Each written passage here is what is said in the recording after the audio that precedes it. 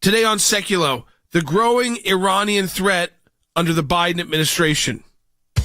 Live from Washington, D.C., Jay Sekulow Live. Phone lines are open for your questions right now.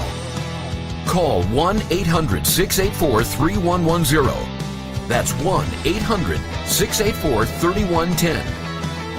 And now, your host, Jordan Sekulow. Folks, welcome to an encore presentation of the Sekulow broadcast. This is a broadcast that's going to be focusing on the growing threat from Iran under the Biden administration. An administration, as I often say, that is rushing to hopefully get back to a time when they could sip tea together with the Iranians in Geneva at some fancy hotels and some lobbies, and they can sip tea and they can have press conferences and maybe a little sparkling water, maybe a little water without bubbles and with sans gas and Avec gas, if you will, and those times when those pictures would be shown around the world and everybody would be praising America, not for getting anything done good for America, but for being just like them, Europeans, and doing good things for Europeans and the European economy. And that's what they're trying to do. So who we're gonna bring on, in this show to really get down into this encore presentation is Rick Grenell. I can't think of anybody better from the ACLJ team. And you heard me say that right. Again, we play these encore presentations because we're fast-paced at the ACLJ. We talk about a lot of issues. New people join the organization. Rick Grenell is one of the newer additions to the American Center for Law and Justice, as well as a senior advisor for national security and foreign policy. He was the former acting director of national intelligence and, of course, the former ambassador to Germany. He understands Iran. He understands the threat they pose. He also understands that bigger geopolitical move that the Biden administration is trying to rewrite. It's the parties and the cocktail parties at the UN and being a favored member at the UN. He's not putting America first. He's putting global interest first that don't necessarily align. That's not a problem unless they don't align with U.S. interests. I want to go to Than Bennett here, Than, because, Than, this is another one of those threats people knew from the beginning with Joe Biden. He said, I want to get back to the Iranian nuclear deal. The Iranians said, we're not going to sit down with you unless you remove all of the sanctions. So far they haven't been able to get down into a face-to-face discussion yet, but we know they're begging the Iranians to allow us to talk to them again. Yeah, and Rick really is the perfect person to speak to this, Jordan. We say on this broadcast all the time that personnel is policy. Well, Rick got to set a lot of this policy in the last administration. And when it comes to the issue of Iran, it really is personnel as policy that has given me the greatest heartburn, Jordan. We've talked about this before, but they're bringing on the same cast of characters that crafted the disastrous policy in Iran the last time around. You think about Jake Sullivan, who was the lead architect of that deal. You think about Wendy Sherman, who was the lead negotiator. Her nomination is pending in the United States Senate right now, Jordan. And if I'm Iran, if I'm sitting in their shoes right now, I'm saying, look, you just rewind 4 years and I got this sweetheart deal from this same exact cast of characters. Why would I not just behave the same exact way I did back then? I'll rattle sabers, I'll antagonize, I'll threaten the United States. And what will that get me? It will get me the same thing that I got 4 years ago. Rick's going to be able to speak to that, and he's also going to be able to give us pointers, Jordan, on how we combat that in the 4 years ahead. Let me remind you that this is a perfect month. Today's perfect too, to donate to the ACLJ because we have a matching challenge. You may say, Jordan, I've heard you say that before. A matching challenge is when we have a group of donors who are regular donors to ACLJ and they say, we want to give you a boost month. So let your donors know, let people who might donate know that we're here and we've already committed to matching every single one of the new donations that come through. So if you donate right now $45 to the ACLJ, just throwing out a number, what is that like? Well, you're charged $45. It's a tax-deductible donation. But one of those matching donors donates $45. So what does that mean? Your action is the reason why the ACLJ didn't just receive $45, but $90. So you see how quickly you can double the impact of your donation by donating today during our matching challenge at aclj.org.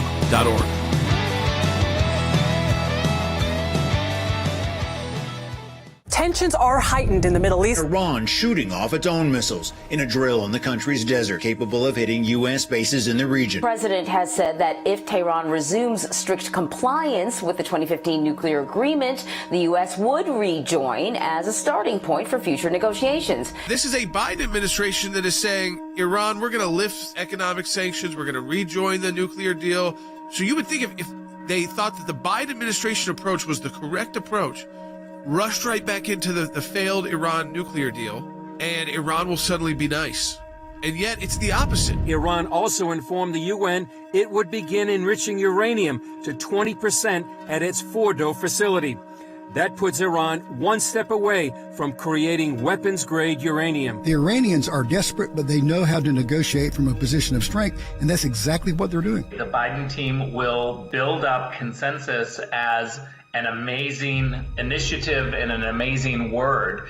But consensus at the UN means that you have 15 members of the UN Security Council agreeing to a statement or a policy position. This is really dangerous for America. You can't just jump back into the JCPOA. We have to look at every legal option to defend our own interests. The real danger of Biden, I think, is the international level. Yep. Because that's where he has the most power to act, where Congress can't step in. America first, the things that we have seen like that, I fear, and I'm very apprehensive as to whether this administration coming in is going to be able to continue that legacy. And now we're going to take all these steps back with the same retread bureaucrats that are going to go with their anti-Israel policies to the United Nations, and we're going to have to fight like crazy. This is why your support of the American Center for Law and Justice and our offices around the globe is so essential right now.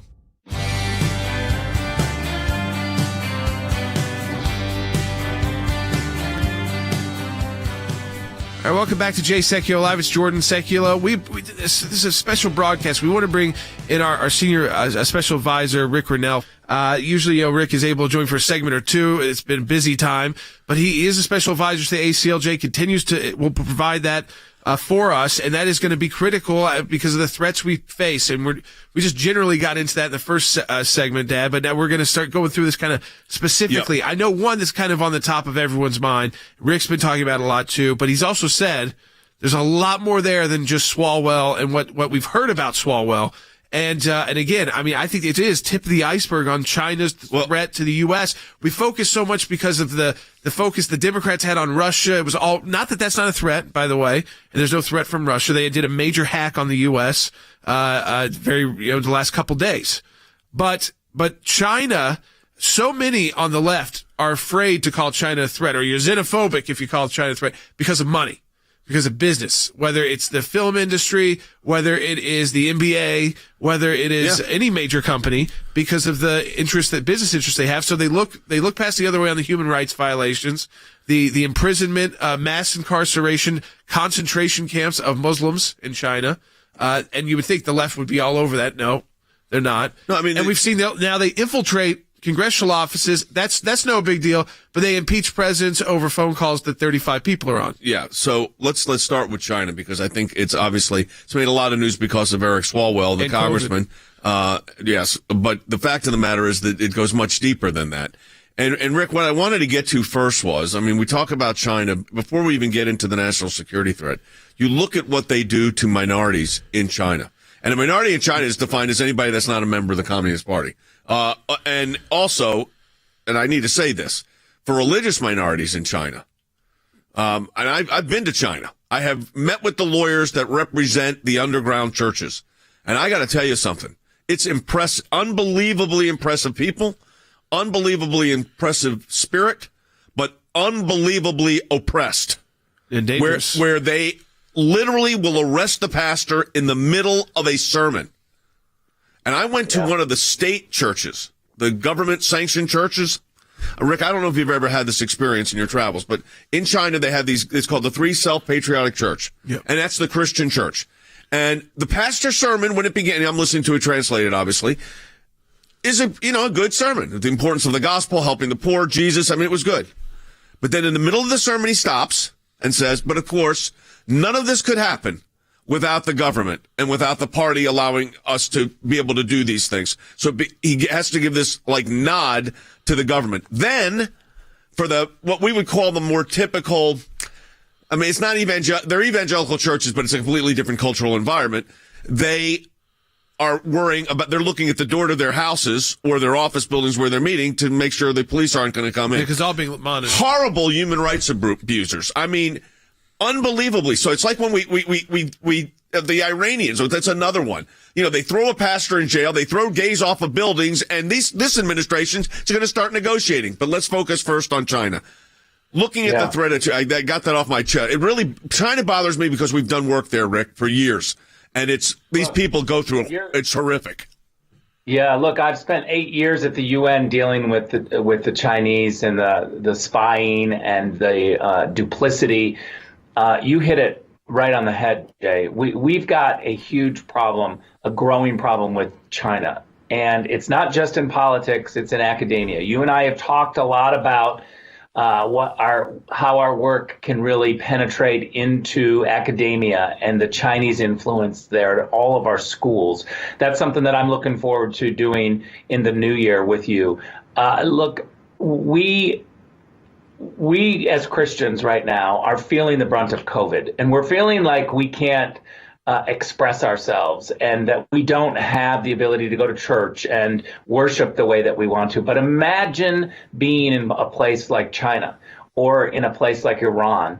This is where your religion is completely taken away from you. You have to hide it. You've got no religious freedom. We have to, as Christians in the United States, continue pushing our government to make a firm stance, to understand that we can't just look the other way on China's human rights abuses. We've seen what China secrecy and communist China secrecy can do to the entire economy of the world, not just our economy, but every single economy around the world has been impacted by COVID-19.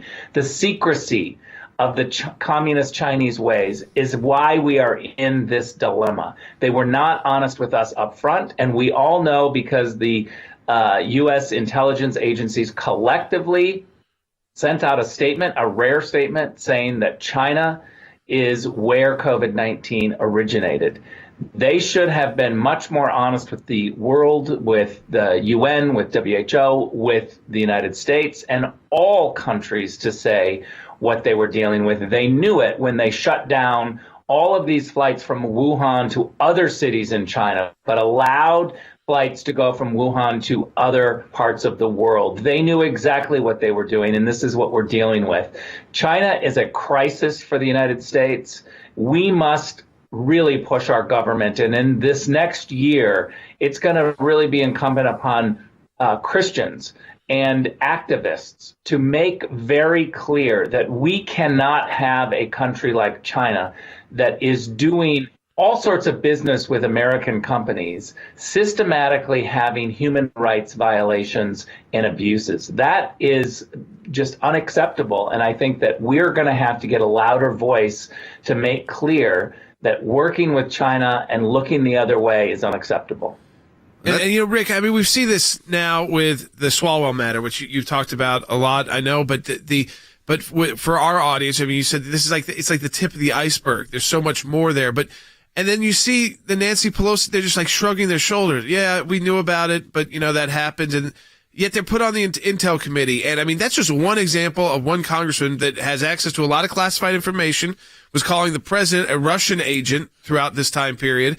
So I think he deserves all the criticism he's getting now because of the role he played in just trying to disparage President Trump and calling him basically, this agent of an outside force. While he's got this relationship with a Chinese spy, puts the intern in who was a bundler somehow. I mean, I remember interning on Capitol Hill. I cannot bundle donations for the congressman I interned for when I was there. But I mean, it's the idea that, and it goes to Hunter Biden too.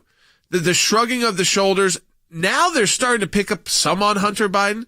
But remember, on the election, Rick, the first debate, Joe Biden called the president a liar. The media ran with it. And now the headlines are about how Hunter Biden was doing this business. I mean, now the same people who ran with it, yeah, the president is lying about Hunter Biden, are writing stories about Hunter Biden's Chinese business dealings. Look, we have a problem in the intel community because the Russia team is highly political and very quick to make judgments on raw intelligence. The China team is completely the opposite. They are judicious, they're slow, they're not political. They want to wait for raw intelligence to be assessed and have a collective assessment. The Russia team leaks out little pieces of the raw intelligence before it's actually collectively thought through and assessed.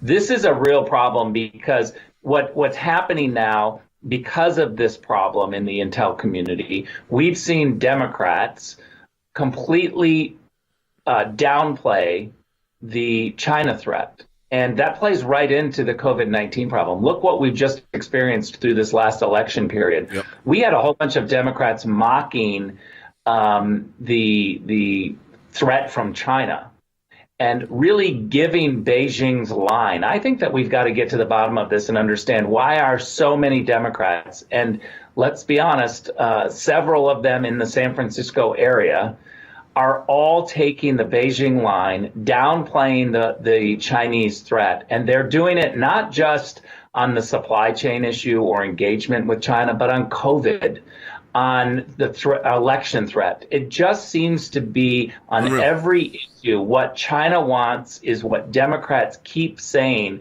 which is look over there and look at Russia. Because of your faithful support of the ACLJ, we've actually expanded, which is miraculous in and of itself, and have had tremendous gains. One of those gains was being able to have Rick Grenell join our team. When I say join our team, actively involved in our team at the ACLJ. And your support of the American Center for Law and Justice allows that. It also allows this broadcast, and it allows the lawyers here in the United States and around the globe in places we don't even talk about, where you've got lawyers that are affiliated with us helping people where their needs are met all over the globe. Support the work of the ACLJ. It's at aclj.org. You double the impact your donation. Do it online now at aclj.org. And again, it's so important for us because we don't stop, folks, at the ACLJ. We'll be right back with more with Rick Grenell talking about these threats to the U.S. and potential threats in 2021. We'll be right back.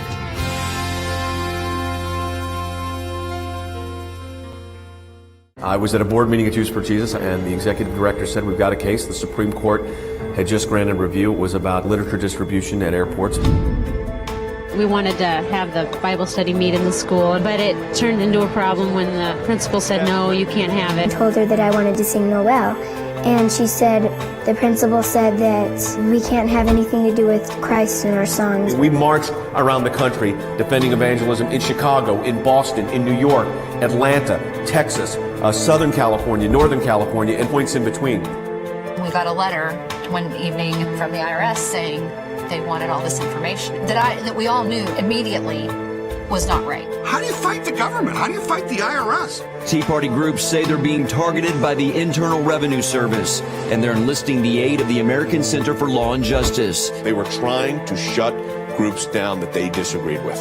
This was very, very serious. The federal courts do not need to become monitors of state trespass actions, and that's all this is. We were looking for the right to speak our minds and our consciences, and we won that right today. Religious persecution is a situation where your life is literally put in jeopardy simply because of what you believe. Can you help? Can you do something? He's on death row, and so we launched an international campaign. His freedom now rests solely on diplomatic efforts by the United States government and world leaders dedicated to human rights. The release of Andrew Brunson. He is the American evangelical from North Carolina, held in Turkey for more than 2 years. There was an Air Force plane that came from Germany that had been on standby. We're flying, and they finally left Turkish airspace. It's like, okay, we're really out of Turkey and free again.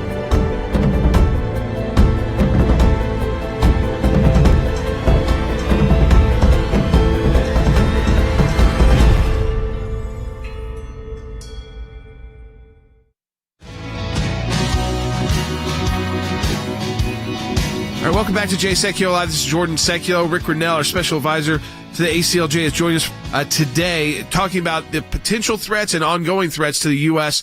in 2021. And who better to talk about it than a former acting director of national intelligence, former ambassador to Germany, someone who spent almost a decade at the United Nations, dealing with these countries, dealing with the intel, dealing with the classified information, probably the overwhelming amount of countries that would like to harm the U.S. and the ones that actually have the potential to do it. And so we talked about a couple of the big players. We talked about China. They have the potential to do it.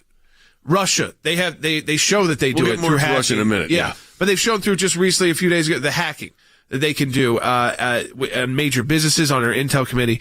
But then there's the countries that want to do more to harm us too. That's like the Irans. They may not be as sophisticated yet as a China or Russia, the populace, but they're in some ways more dangerous because of the extremism that fuels their government. Instead of whether it's money that fuels the Chinese government. And the ability to destabilize an entire region. Right. Where the Chinese will be cautious about destabilizing the region because they're such a big part of the region.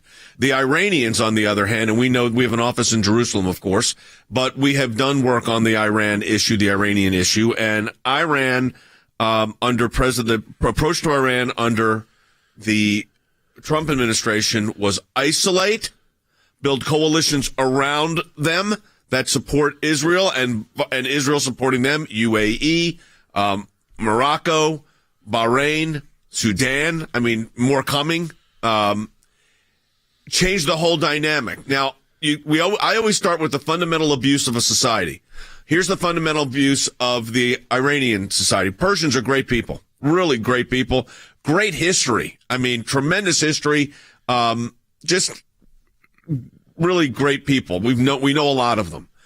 But let me tell you what you don't have in Iran. Diversity of any kind. Let's start with religious diversity. You're a pastor in Iran, good chance you'll spend 6 to 12 years in prison once or twice in your ministry. If you're an American pastor, by the way, and you happen to be in Iran or a dual citizen of Iran, guess what you get? You can get life imprisonment at Evin prison. That's not pretend, that's real. Gays and lesbians, they throw them off of buildings. Christian pastors, they have shot them. Now, that's Iran. Now, this president has isolated Iran and crippled them economically. As I look forward, one of the things that grieves me most about the election, Rick, was the reshaping of the Middle East that I know you were a part of, that we helped on the outside on, that was really coming together. And now it's the old guard back in. It's Obama 2.0, and you know with Iran what they're going to be doing. Yeah, look, let's not forget Kosovo and Serbia with their new historic agreements with Israel as well. Right. Look, I'm very concerned about the engagement with Iran. Let's be very clear now. There is this idea that Joe Biden has pushed. It's called consensus. Now, it sounds like a really nice word, but consensus just means that the Europeans or the UN Security Council, 14 other countries, get to water down U.S. policy and decide what we do. So instead of having a potent U.S. policy that's America first, you have to go to all these other countries and say, well, what do you guys think that we should do? And it's the lowest common denominator of a policy. And that's what they call consensus. And they've tried to build up this idea of consensus. Now, look, as a diplomat, I love consensus if it's going to be something that the United States is going to improve our security upon. We need to be able to be very firm about forming alliances around our policy, not letting others water down our policy. And that's where we're going with Iran, is that the Europeans want engagement.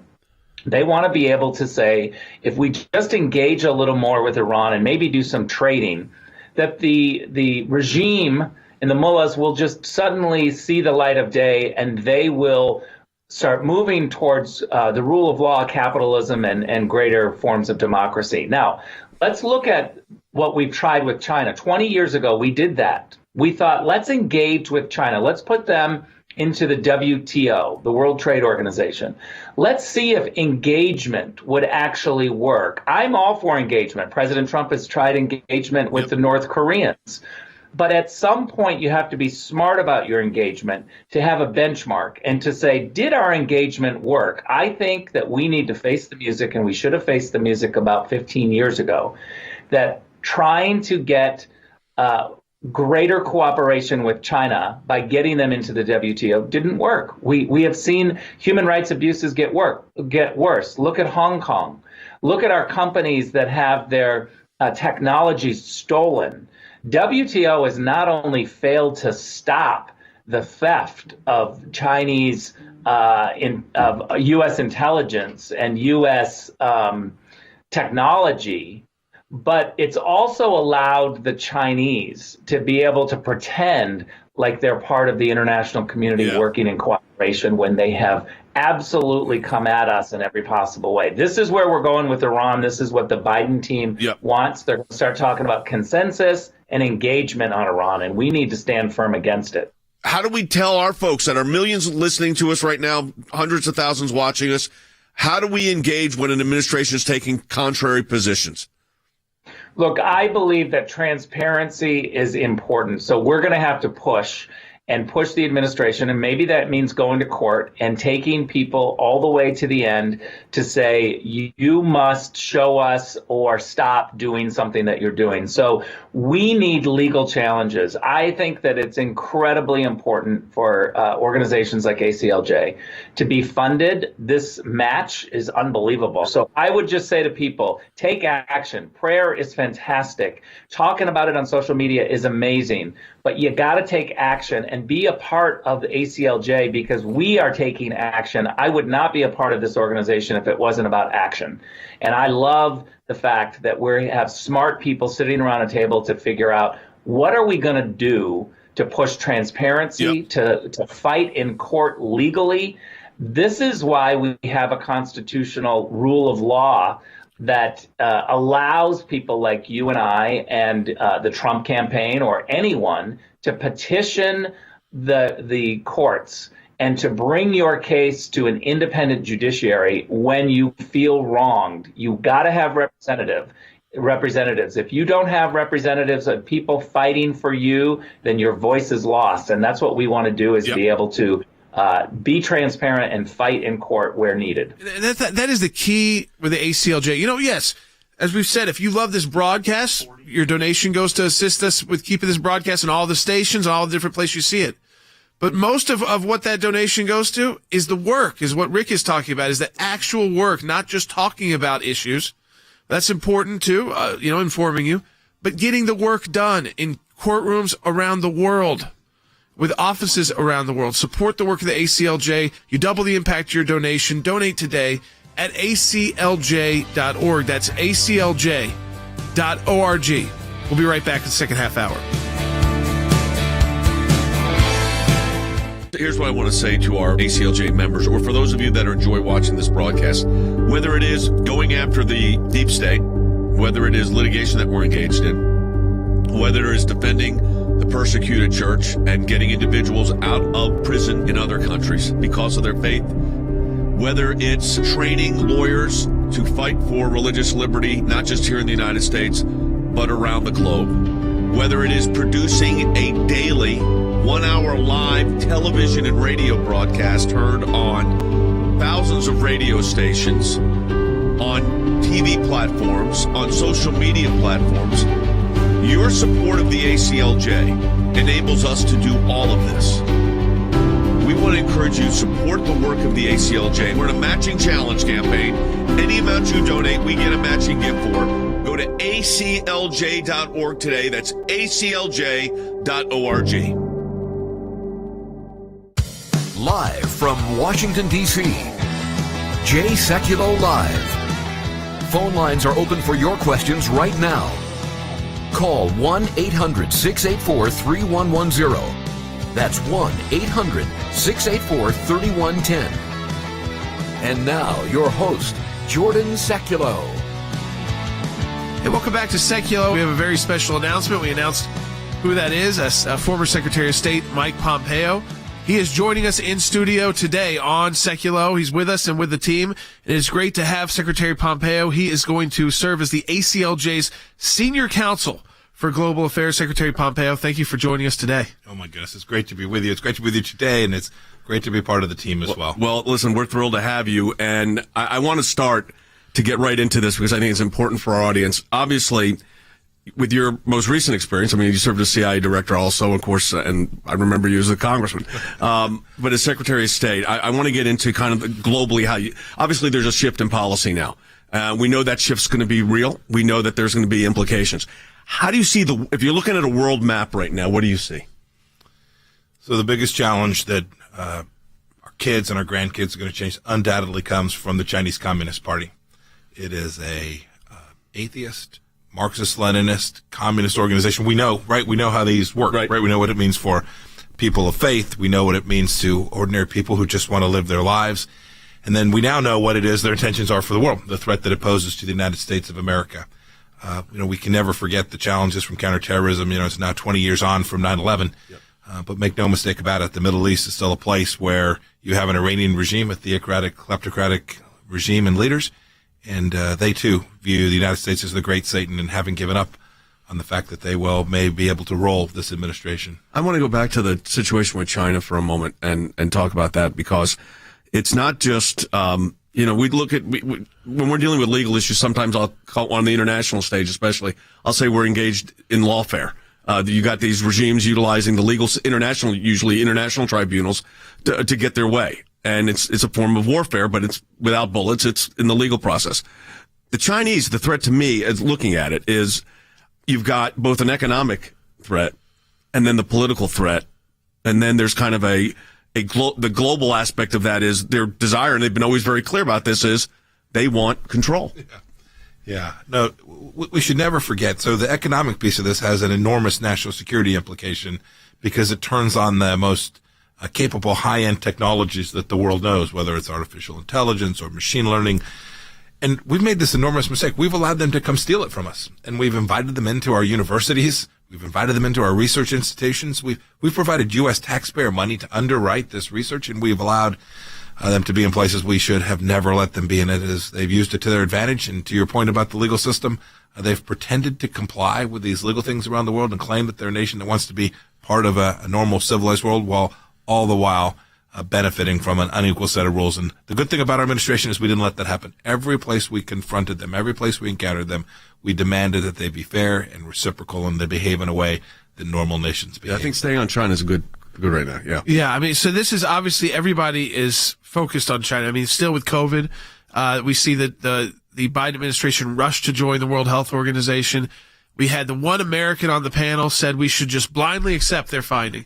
But the American intelligence, even under the Biden administration, who joined the WHO, has said what they put out in April is still the statement from the U.S. government, even from Trump to Biden, and that is that they are still assessing and figuring out whether or not this was something that was done at that Wuhan Institute, which, by the way, we all learned receives U.S. funding and is still the Biden administration has not canceled that funding that they could be getting, and you can make a case for why maybe in the past.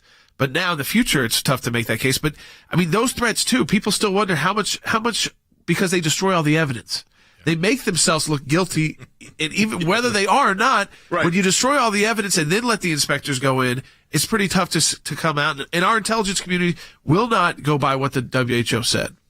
Yeah. So there's three things we know for sure about this virus with respect to China. First, that's where it began.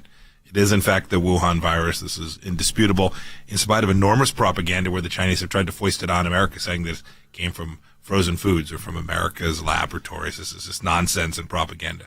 Second thing we know, immediately, the Chinese Communist Party knew an awful lot and refused to share that information with the world.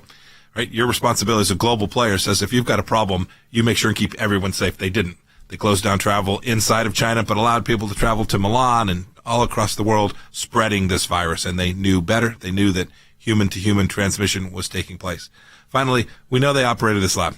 And we know that they were engaged in research on these kinds of viruses. And we know that they've had trouble securing viruses in their labs before. In 2003, we know they leaked with respect to SARS. So they are not world-class when it comes to securing viruses in their laboratories. Now, there's a handful more pieces of evidence, too. I wish that the Chinese Communist Party was capable of sharing this information in the world, but you all know this, right?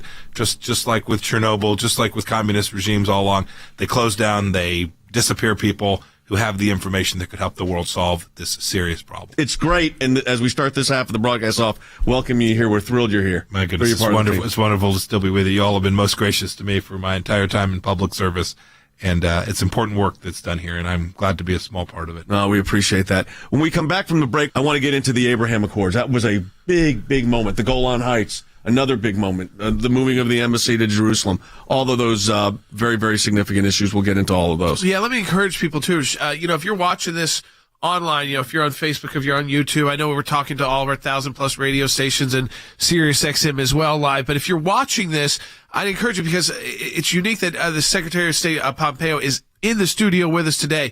So he's going to be joining us in the future. Sometimes he'll be joining by Skype and other different ways. But this is a great show to share with your friends and family. So click that share button right now. And as always, we encourage you to go to aclj.org. That's aclj.org. We'll be right back on Sekulow. I was at a board meeting at Jews for Jesus, and the executive director said, we've got a case. The Supreme Court had just granted review. It was about literature distribution at airports. We wanted to have the Bible study meet in the school, but it turned into a problem when the principal said, no, you can't have it. I told her that I wanted to sing Noel, and she said, the principal said that we can't have anything to do with Christ in our songs. We marched around the country defending evangelism in Chicago, in Boston, in New York, Atlanta, Texas, Southern California, Northern California, and points in between.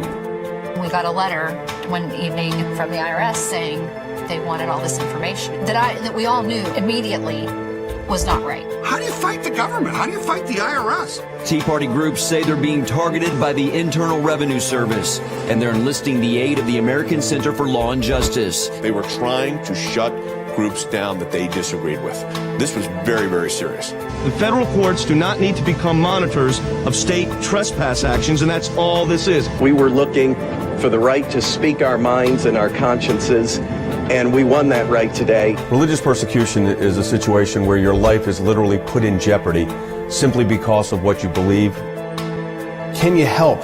Can you do something? He's on death row, and so we launched an international campaign. His freedom now rests solely on diplomatic efforts by the United States government and world leaders dedicated to human rights. The release of Andrew Brunson. He is the American evangelical from North Carolina, held in Turkey for more than 2 years. There was an Air Force plane that came from Germany that had been on standby. We're flying, and they finally left Turkish airspace. It's like, okay, we're really out of Turkey and free again.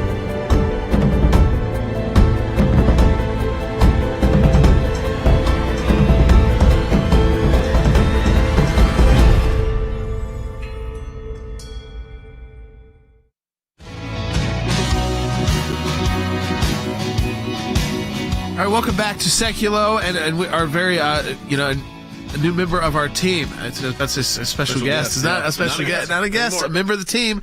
As former Secretary of State Mike Pompeo, now ACLJ Senior Counsel for Global Affairs. Dad, we've been talking about a lot of issues throughout this broadcast. If you've missed any of this broadcast, you need to go back and watch, through Facebook, through YouTube, through Rumble, through all the different ways, Periscope on Twitter, and share it with your friends and family as well, because we've covered so much in this first interview where Secretary of State Pompeo is with us in studio also, which is unique as well. But Dad, I know you want to get right into it. I want to get into the International Criminal Court in The Hague.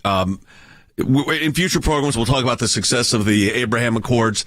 But I want to get into the ICC issue because no one knows the ICC more than a Secretary of State, and nobody has experienced the ICC more than a lawyer that's actually appeared before the ICC, which I have. So I was there, Mr. Secretary, in December of 2019. Right before the first impeachment. Right before the first impeachment. Yeah, it was weeks before the first impeachment trial. I went over because the ICC had called for a general hearing on whether they could bring an action against the United States out of Afghanistan. And the United States obviously was not going to appear because the United States doesn't recognize a jurisdiction like Israel and like Russia, like China, like a number of countries. I went because our European Center for Law and Justice in Strasbourg has standing with all these international bodies, and we were able to get our legal position in. And it became a media thing because, I was the president's lawyer and I was showing up at this, and I had on the whole regalia. I mean, you wear the robe with the little kerchief and handkerchief and whatever. It was fine. And they were very polite. The decision was awful. They were polite. I'll say that. But that court has now got Israel and the United States in its crosshairs. And you've been very critical of the court, which I am too, because there is nothing about it that is either international or court. Yes, no, that's absolutely right. Look, a lot of your listeners may just not be familiar with this. It's worth knowing that this is something that's this little body that sits in The Hague and has tried for years and years and years to go after American soldiers who were fighting in Afghanistan, intelligence officers who were just doing their job on behalf of America, Israelis who were simply doing the things that Israel does to defend itself. We've never acknowledged that they have any authority over our people, and they still won't leave our people alone. And so our administration took this seriously. We began for the first time to sanction officials. This was, I must say, this was treated as just gauche by the rest of the world, by the Europeans, thinking, how do you sanction someone from this international criminal court? But to your point, it's not court. No, it's a bunch of countries that came together to try and solve a legitimate concern. But no country that doesn't submit to its jurisdiction should have its people at risk. A soldier who can't travel the world with his family, and so we started sanctioning people. The woman who's running the element of the ICC, Fatou Bensouda, was coming after us in a way, and so we just said no, enough, and we sanctioned her. We acknowledged that she was corrupt, that the whole institution had become politicized and corrupt. We weren't going to let them take on Americans. We had I had a dual experience there. I represented our interests of the European Center for Law and Justice the first go round in 2014 with the then prosecutor, different prosecutor, and he actually did not bring actions against the Israelis. Yeah. The second one, it was a lost cause. I mean, the writing was on the wall before it started. The irony of all this is the court system there would not pass municipal court rules in the United States. And as the secretary said, they go after not the state, they go after the individuals, including, by the way, one of our head lawyers in Israel, who also is a colonel in the Israeli Defense Force. Yeah. Intelligence. I mean, this is the way they operate. Doesn't surprise me. This was designed to handle nations that didn't take care of bad acts that their people had done across the world. But we know Israel has a complementary system. The United States a complementary system. If one of our soldiers does something wrong, we have the UCMJ, we have our court systems. We're going to address bad acts by people who act inconsistent with the international law. It wasn't what it was designed to do. And you now have young American CIA officers and soldiers and Israeli officers across the world who are being threatened by them. And it's unacceptable. Yeah, they're scared to go. If you want to do the lifelong trip to a place like South Africa, which is like, and so a lot of those Israelis who are from there. So, but if you want to go there, and they love to throw somebody from to the ICC's jurisdiction and to The Hague. But also they became this court of, instead of doing special courts for problems when there were two failed states and a conflict, which is what they used to do. And that was much more effective, I think. They tried to make it a permanent court. And then they had to get away from, looks like we're only going after Africans and warlords because they had no legal systems and no complementary system. And so we've got to go after an American and we've got to go after Israeli. We've got to go after Westerners. And that is their goal now, is going after Westerners, and the only Westerners really highly engaged in combat. Interestingly, they didn't want to go after the UK troops in Afghanistan or the troops in Iraq. It was all about, if we could get an American, then the world will give us legitimacy. That's what I think it was for. That's why they were doing it. And so they were trying to get their version of legitimacy. I think that's almost certainly right. We know this. We know that international law has a fundamental principle. You should only be subject to being prosecuted by a court if your nation has decided to be part of that system. You joined the Rome Statute. You joined the Rome Statute. We chose clearly not to. By the way, multiple Democrat administrations and Republican administrations both said we weren't going to be part of this. And yet they persist. But there is talk, at least chatter, that the Biden administration may promote that. Now, I don't think that at the end, the Secretary of State now is going to be too keen on that. But I don't know. I can't imagine it. The risk is too great to young Americans, and because people I can't imagine it's after the individual soldier. I mean, that's who they go after. Absolutely. No, I can't believe that they would do that. I'd be very surprised. This has been a consistent bipartisan view that the ICC ought not to be applied against Americans. I hope that we stay in that good place. We've talked about China. Obviously, everybody understands that threat. We've talked about Israel, the ICC. We've talked about a bit to an extent Iran. Is there a place in the world where we're kind of missing as Americans? Some of it I wonder, like North Africa, where I see ISIS kind of. These news stories start popping up about this. They use the word ISIS. I don't know if they have any form or direct, and then kind of failed states because they've had revolutions like Sudan and others where they need to get their governments up and running. They're pro-American now, but who knows if they will be, if they can stay empowered. So where else should we be looking because our audience is very informed. They care more than just what's on the news for 2 minutes. Where else should they be looking? You mentioned Africa is a good one. We did a lot of good work there in places like Sudan and got them to recognize Israel as well. Yeah, but I'd suggest too, closer to home, we did a lot of work in Venezuela trying to help the Venezuelan people avoid the catastrophic effects of Maduro and his socialist regime. We did work with our good friends down in Brazil who are moving in the right direction to build out their market alongside the United States. There's a lot of work close to home, and certainly we talk about Mexico. The president focused a great deal on securing our borders, but that relationship with Mexico is an important one. They're on our southern border. We can't permit the cartels that are there to continue to allow drugs to come across our southern border, and I worked hard with the foreign policy apparatus inside of Mexico to do everything we could to secure that southern border, not only against people coming here illegally, but all the bad stuff that can flow across, and the terrorists who might move across that border as well. I want to briefly go back to the Middle East because it's got to be mentioned. Under President Trump, under your leadership, Jerusalem is recognized by the United States and now other countries as the capital of Israel. Of course, the Israelis have recognized that since they've had it. So then the Golan Heights Declaration and then the Abraham Accords. Let's explain really quickly the Abraham Accords, how that came into being, because that is a phenomenal achievement. The Abraham Accords are historic, and those countries aren't going back. This is the good news for all your listeners. This can't be undone because this is a people-driven effort that recognizes that it can't be Arab foreign policy to hate Israel. It just doesn't work. And so these nations took the big step, the bold step. Those leaders took very courageous actions to say, we want to have diplomatic relationship with Israel. We want to do business. We want to come to know these people. We have different faiths. They're a Jewish state. We are Arab, Islam nations. But we want to be their friends and partners. And it's a great historic thing. It was enabled by the fact that we took a view with respect to Iran that said we're not going to be Iran's friend. We're going to put costs on them. And then an acknowledgement that they were under threat as well. And we would help defend those countries when they were challenged. Yeah, a historic moment. And I think long-term historic for our country and generations to come. And it went against a lot of the now current administration, but this idea that the Kerrys of the world, the State Department kind of bureaucracy of the world is that if we don't solve the Palestinian issue first, we can never make any movements with these Gulf states. And then that argument crumbled. It was bipartisan consensus that absent a deal between Israel and the Palestinians that you couldn't move peace forward. And President Trump and our team said nonsense, and we began to work to build it out led to the Abraham Accords. More countries will join. Which also will mean you'll ultimately, I think, have peace with the Palestinians. Because Absolutely. You have no choice. Absolutely. And then their administrations are those administrations, we've talked about it before, are very corrupt. And much weaker now. But they're much weaker now. And again, big impact. Historic day here for the ACLJ. Yeah, and I want to just let people know too the reason why we're able to keep building out the team with these kind of leaders.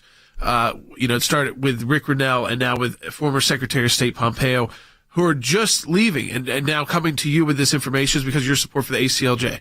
That we could it's a lot more than this broadcast. And to build out this team, it shows your trust in us with your resources. I encourage you, continue to support us at aclj.org. This is why we're able to make these moves that we're making and kind of bring this to you. So it's not on a one-time basis as an interview, but as members of our team at the American Center for Law and Justice.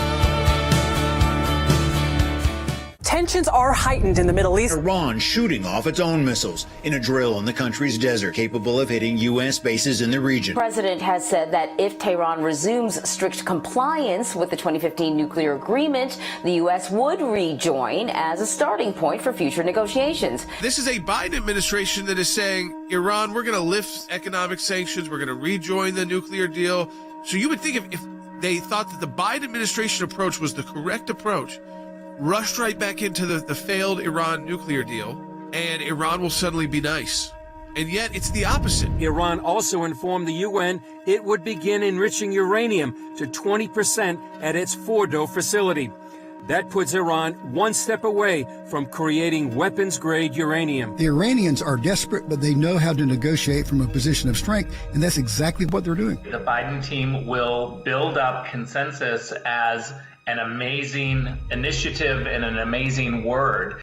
But consensus at the UN means that you have 15 members of the UN Security Council agreeing to a statement or a policy position. This is really dangerous for America. You can't just jump back into the JCPOA.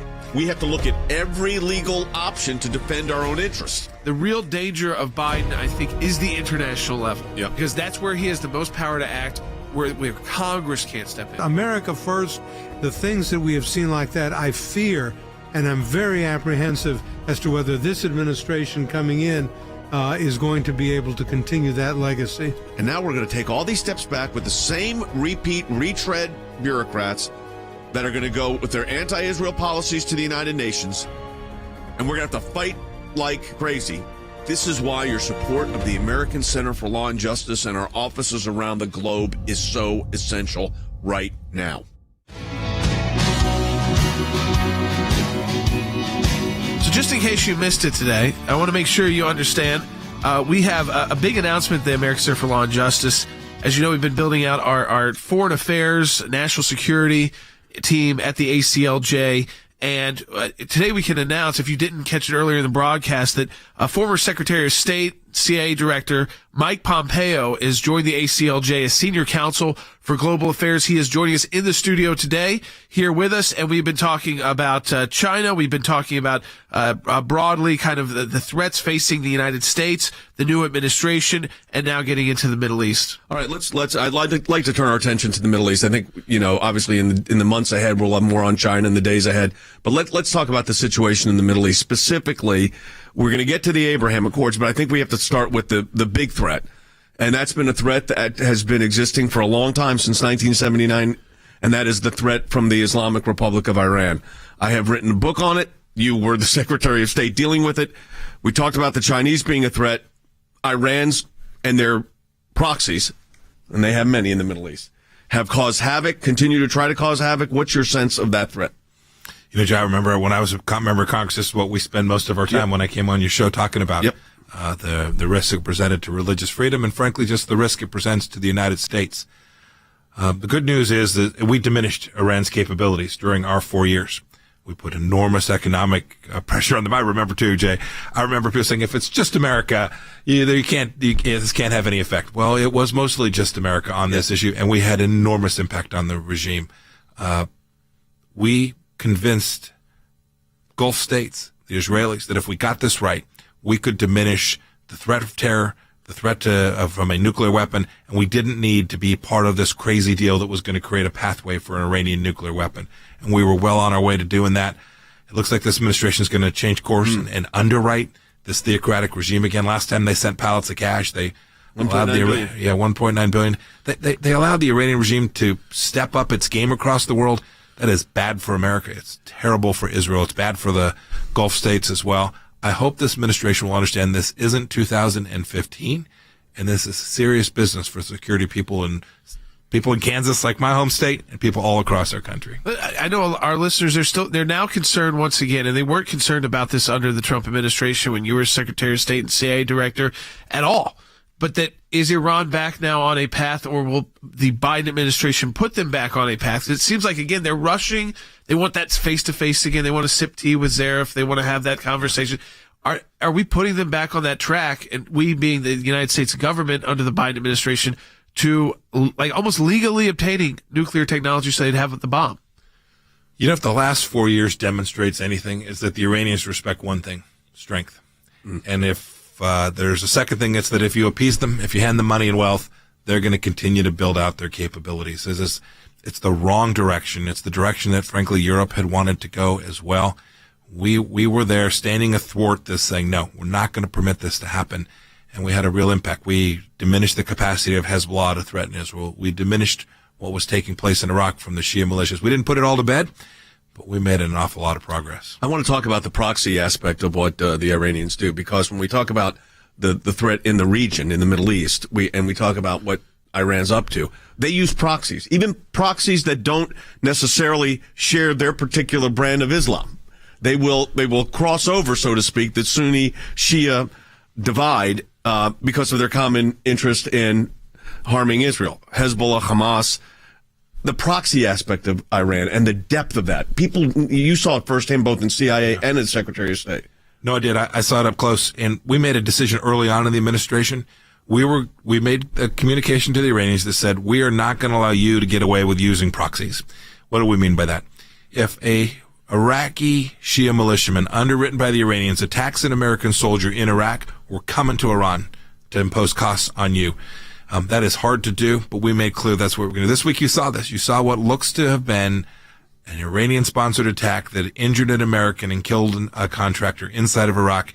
And this administration says we want to go sit at the table and talk to them. Yeah.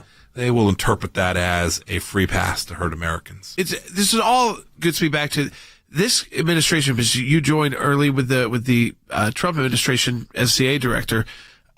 You're tested immediately by your adversaries, and this is what the Biden administration is facing right now. China, Iran, even at this ISIS 2.0 in North Africa, they all want to see, like, are you really going to come kill us? Are you really going to cut us off? Are you really going to, these alliances you made on these Abraham Accords, are those going to go through? Are you going to cancel the F-35s to these countries so that, they kind of say, well, we're not going to be in these deals anymore. We got to figure it out for ourselves. I mean, this is all the tests that are being thrown at the Biden administration. And I just get very nervous when I see we just want to meet face to face, and John Kerry's back in the mix, and it's that same team. It's like Joe Biden just took in the B team from Obama years and put them at the A level. And that makes me very nervous, because these are the guys that wrote that JCPO. And I remember sitting in our studios going through it, and it was like, these one pagers with these bullet points, and that's what that was agreed to. Right. It's like no one would agree to that when it comes to nuclear weapons. Jordan, you remember it was myself and Senator Cotton who found the secret side deals that they'd entered into. It seems like a long time ago, but there were elements of that deal that they didn't even tell the American people about. Maybe there's secret side deals already. I don't know. Yeah. But we know the mindset, and that mindset is one of appeasement. And can't we all just get along? And the Iranians will never let go of their ambitions to conduct terror and to be the Middle Eastern power. The Israelis know that. The Saudis know that. The Emiratis know that. The Americans need to support those folks, making sure that we do the right things to protect and secure our freedom. It's interesting, because I'll never forget this conversation I had with Benjamin Netanyahu, the Prime Minister of Israel, not that long ago. And he kept saying, and he says this publicly, remember this. The Iranians view the Israelis as the little Satan. The big Satan is the United States. I remember during the Iranian Revolution, on the streets, the students that were involved in that, the revolutionaries actually, chanting to kill President Carter. That was their chant. So for our audience that's listening right now, they know we've been concerned about Iran. That threat has not, I think you all did a tremendous job, but that could turn around very quickly. Oh yes, the Iranian intentions haven't changed. And in the end, it's about intention and capacity, and the intention hasn't changed one bit. Are they, because they were diminished, how long does that diminishing hold? Or does it depend on how much money is thrown at them? Yeah, it's all about how quickly do businesses return and prop up their economy, and how much cash do we generate them because we feel like we owe them something. This would be a tragic change in American foreign policy. Second half hour, I want to get into the Abraham Accords. Yeah. We'll do that when we come back from the break, because that was a monumental moment in American history. Well, this idea too that if we move an embassy to Jerusalem, that was going to cause the world to explode. But yet these people, that's what makes me nervous foreign policy wise. Secretary Pompeo on a minute left here is that Joe Biden was criticized a lot by Obama officials when it came to foreign policy. And then he brought in people like John Kerry who have been wrong, never admit that they were wrong, never will at least say, hey, I was wrong on this one. But he keeps bringing them back in. And now we've got a guy who said, this is the one guy who didn't want to go after bin Laden, didn't want to make the tough call. And that makes me nervous. It just makes me nervous. I know it makes our audience nervous. And that's why they want to be informed by people like you. Jordan, you talked about being tested. We were tested too. Don't forget this. Yes. The chemical weapons were used in Syria. We said, if you do it again, we will come after you. We made a red line. We did it. Qasem Soleimani was threatening Americans. We took him out. Yeah. It was such a difference. But we have to be ready now for, we see, it's everywhere we go. You have to see, the influence of Iran back in the news right away again. So we come back. We're going to have a second half hour with Secretary Pompeo, who is now joining the ACLJ as a senior counsel for global affairs. And we want you to know this is not just the for one and only time you'll see him on our broadcast. He will be joining us weekly or bi-weekly throughout the week to get into all these issues that we know are going to be facing our country. So it's great to have him as we are building out this team. You have been incredibly supportive of the ACLJ financially, and we wanted to do something with that. We didn't want to just say, let's sit on that. We want to say, let's expand the team in a way that is as substantive, that our supporters are not only going to like, but they're going to understand, wow, we're taking the ACLJ to another level. And we're now more than ever. And you are doing that with your financial support. Yeah. I want to tell you something. I'm underscoring what Jordan said. The support that you've given the ACLJ over this last year especially, with a pandemic, was breathtaking. Now, we know it was God. We have no doubt about that. But God uses people, and you all have been incredibly generous. And this year is off to a huge start as well. And what we thought was, how do we take those resources and best utilize them? And to best utilize them, we were able to retain, for the ACLJ, for the broadcast, but also in our legal work, our new Senior Counsel for Global Affairs, former Secretary of State Mike Pompeo. Because of your support of the ACLJ, that is possible and has actually happened. So support our work at aclj.org so we can continue to bring you the best team possible and the best info possible on Sekulow.